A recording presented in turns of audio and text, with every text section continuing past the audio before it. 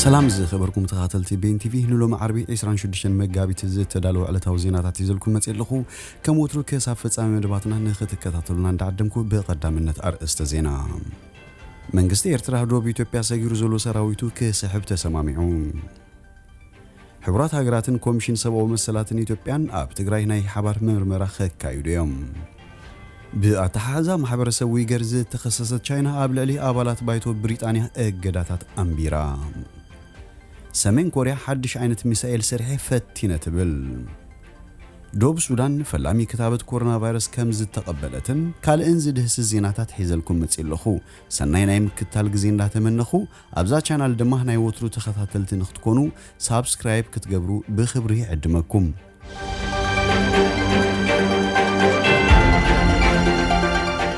መንግስት ኤርትራ ዶብ ኢትዮጵያ ሰጊሩ ዘሎ ሰራዊቱ ከሰሕብ ተሰማሚዑ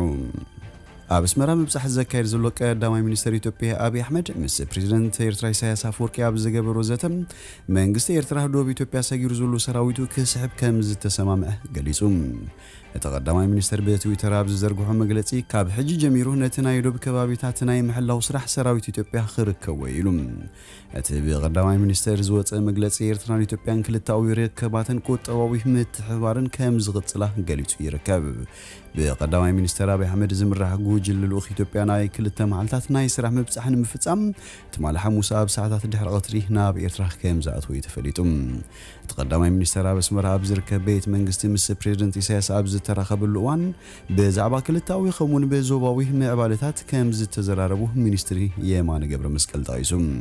ክልቲኦም መራሕቲ ድሕረቲ ኣብ ክልል ትግራይ ተወልዩ ዘሎ ጉንፂ ንፈለማ እዋንዮም ብወግዒ ዝራኸቡ ዘለዎም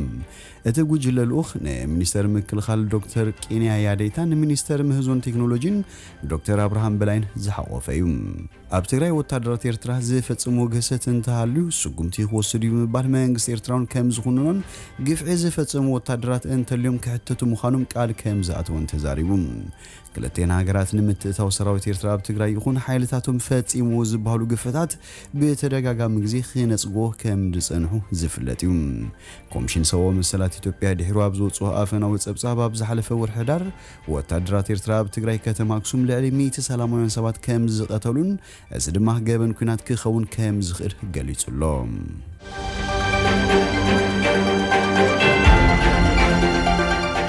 ሕብራት ሀገራትን ኮሚሽን ሰብአዊ መሰላትን ኢትዮጵያን ኣብ ትግራይ ናይ ሓባር ምርመራ ከካይዶም ላዕለዋይ ኮሚሽነር ሰብአዊ መሰላት ሕብራት ሀገራትን ሃገራዊ ኮሚሽን ሰብአዊ መሰላትን ኢትዮጵያን ነቲ ኣብ ትግራይ ተፈጺሙ ዝበሃል ምጋዝ ሰብአዊ መሰላት ንምጽራይ ናይ ሓባር ምርመራ ከካይዱ ተሰማሚዖም ክልቲኦም አካላት ነቲ በቶም ኣብቲ ካብ 4 ሕዳር ጀሚሩ ዝተወልደ ኩናት ዝተሳተፉ ዝበሃሉ ወገናት ተፈጺሙ ዝበሃል ግፍዕታትን ምጋስ መሰላትን ብምምርማር ግዳያት ፍትሕ ዝረኽብሉ ኩነታት ንምፍጣር ከም ዝጽዕሩም ክልቲኦም ትካላት ኣብ ዝውጽኡ ሓባራዊ መግለጺ ኣፍሊጦም ኣለዉ እቲ ንግዚኡ ንሰለስተ ኣዋርሕ ዝጸንሐ ስራሕ ኣብ ዝቐልጠፈ እዋን ከጅምሩ ክብል ኣብ መግለጺኦም ጠቂሶም እዮም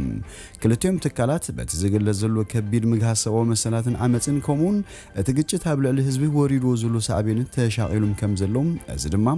ኣብ ትግራይ ዝመሰረቶም ሰለስተ ተቋምቲ ውድባትን ካልእ ሲቪል ማሕበረሰብን መንግስታዊ ኮሚሽን ሰብአዊ መሰላት ኢትዮጵያ ኣብዚ ምርመራ ምስታፉ ተቃውሞም ኣለዎም ኢሉ እቶም ተቋምቲ ኮሚሽን ሰብአዊ መሰላት ኢትዮጵያ ሻራዊ እዩ ዝብል ስጋት ከም ዘሎም ብምግላጽ ሕብራት ሀገራት ኣብ ዝገበሩ ምጽራይ ንኮሚሽን ሰብአዊ መሰላት ኢትዮጵያ ከየሳተፍ ብምሕፃን ቁልዑ ደብዳቤ ጽሒፎም እዮም ዝሓለፈ ሰሙን ሓላፊ ጉዳይ ሰብአዊ መሰላት ሕብራት ሀገራት ሚሸል ባቸት ነቲ ኣብ ክልል ትግራይ ተፈጺሙ ዝተባሃለ ገሰት ሰብአዊ መሰላት ምስ መንግስቲ ኢትዮጵያ ሓባራዊ ምርመራ ንኽገብሩ ከም ዝተሰማምዐት ኣፈኛት ትካል ኣብ ዝወጹ መግለጺ ሓቢሩ ነይሩ ቤት ጽሕፈት ሰብአዊ መሰላት ሕብራት ሀገራት ሰራዊት ኢትዮጵያ ሰራዊት ኤርትራ ከምኡ ድማ ክልላዊ ሓይልታት ኣምሓራን ሚሊሻታቶምን ኣብ ትግራይ ከቢድ ጥሕሰት ዓለም ለኻዊ ሕግታት ከምኡውን ገበናት ኩናትን ገበናት ኣንጻር ሰብኣውነትን ፈጺሞም ክኾኑ ከም ዝኽእሉ ጭቡጥ ሓበሬታታት ከም ዘለዎ ገሊጹ ነይሩ ቀዳማይ ሚኒስትር ኢትዮጵያ በወገኑ ኣብ ትግራይ ይካየድ ኣሎ ዝብሉ ግጭት ዝተሳተፉ ዘሎ ኣባላት ሰራዊት ምክልኻልን ፍሉይ ሓይሊ ኣምሓራን ከምኡውን ሰራዊት ኤርትራ ዝፈጽሙ ገሰት እንተሃልዩ ስጉምቲ ክወሰዱ ይኽብል ናይ ይምሰል መልእኽቲ ኣመሓላሊፉ ምንባሩ ይዝከር ኣብቲ ክልል ገሰት ሰብአዊ መሰላትን በደላትን ከም ዝተፈጸሙ ዘመልክቱ መረዳእታት ይወጹ ከም ዘለዎ ብምግላጽ በደል ኣብ ልዕሊ ዝፈጸሙ ስጉምቲ ክወሰዱ ምዃኖም ተዛሪቡ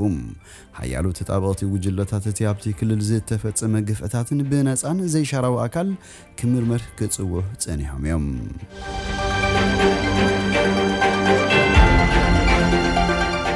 بأتحازا ማሕበረሰብ ዊገር ዝተኸሰሰት ቻይና ኣብ ልዕሊ ኣባላት ባይቶ ብሪጣንያ እገዳታት ኣንቢራ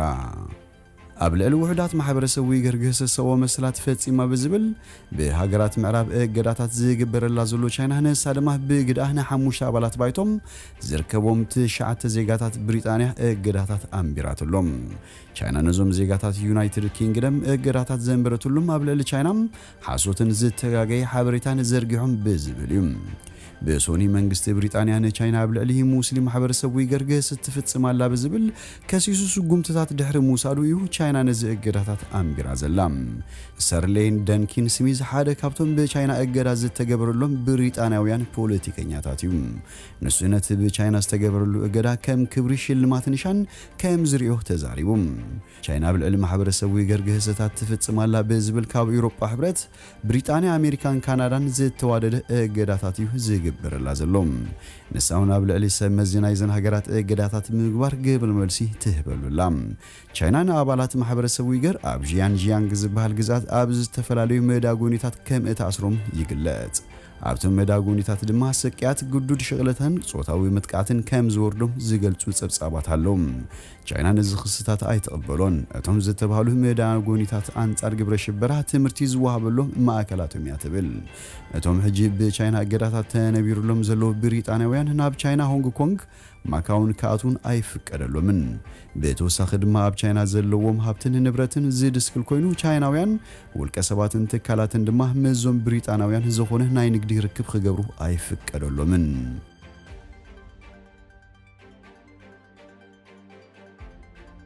ሰሜን ኮርያ ሓድሽ ዓይነት ሚሳኤል ሰሪሐ ፈቲነ ትብል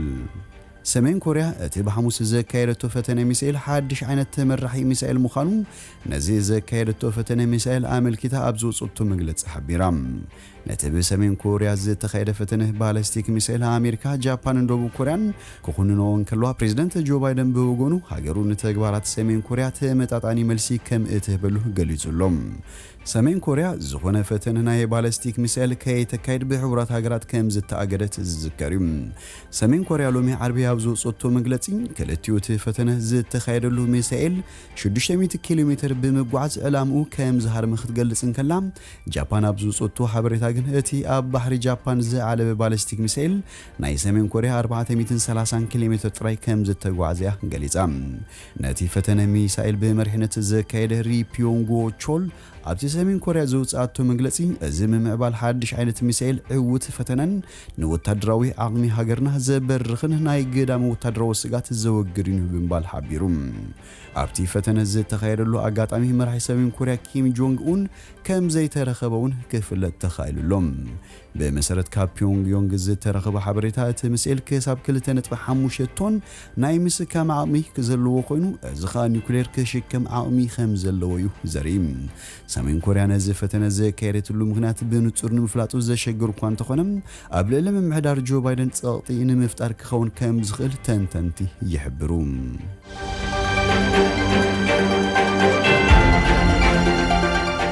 ደቡብ ሱዳን ፈላሚ ክታበት ኮሮና ቫይረስ ተቐቢላ ኮቫክስ ነቲ ኣመንጎ ሃብታማት ሃገራትን ነቲ ክታበት ንምዕዳግ ዓቕሚ ዘይብለን ሃገራትን ነዘሎ ፍልይ ንምጽባብ ዝተዳለወ ፕሮግራም እዩ እቲ ፕሮግራም ክሳብ መወዳእታ ዓመት 2021 2 ቢልዮን ክታበት ኮሮና ቫይረስ ከቕርብ ወጢሩ ይርከብ በዚ መሰረት ደቡብ ሱዳን 132 ሺህ ዩኒቨርሲቲ ኦክስፎርድ ዘፍርዩ ክታበት አስትራዘኔካ ክትቀበል እንከላ ከሳብ ወርሒ ሰነ ኣብ ዘሎ ግዜ ድማ 732 ሺህ ክታበት ክትረክብ ተጽቢት ይግበረላ በዚ መሰረት 20 ሚታዊት ህዝባ ክትኸትብ መደብ ሒዛላ ሚኒስትር ጥዕና ደቡብ ሱዳን ትካል ጥዕና ዓለም ሰራሕተኛታትን ጥዕና ቀዳምነት ከም ዝወሃቦም ኣፍሊጦም እዮም ብተወሳኺ ነዚ ሕማም ተቃላዕትዮም ካብ ዝበሃሉ ደቂ 65 ዓመትን ልዕሊዑን ዝኾኑ ውልቀ ሰባት ክታበት ክረኽቡ ሚኒስትር ጥዕና ኤልሳቤት አቺ ከም ሓንቲ ደቡብ ሱዳናዊት ሎሚ መዓልቲ ሕጉስቲ ኮይና ነዜጋታትና ዝኸውን ክታበት ብምርካብና ድማ ፈጣሪ ይመስገን ኢላ እዚ ክታበት ውሑስ ምዃኑ ይረጋግጸልኩም ስለ ዝኾነ ድማ እዚ ክታበት ክትወስዱ ከለኹም ድሕነትኩም ንክሕሎ ህድእ በሉ ብምባል ዜጋታት እቲ ክታበት ንምውሳድ ስጋት ክሓድሮም ከም ዘይብሉ ኣገንዚባ ኣብ ደቡብ ሱዳን 9969 ሰባት ብኮሮና ቫይረስ ክልከፉን ከለውም 107 ዝኾኑ ሰባት ብምኽንያት እቲ ቫይረስ ከም ዝሞቱ ሓበሬታ ሚኒስትር ጥዕና ሃገር የመላኽት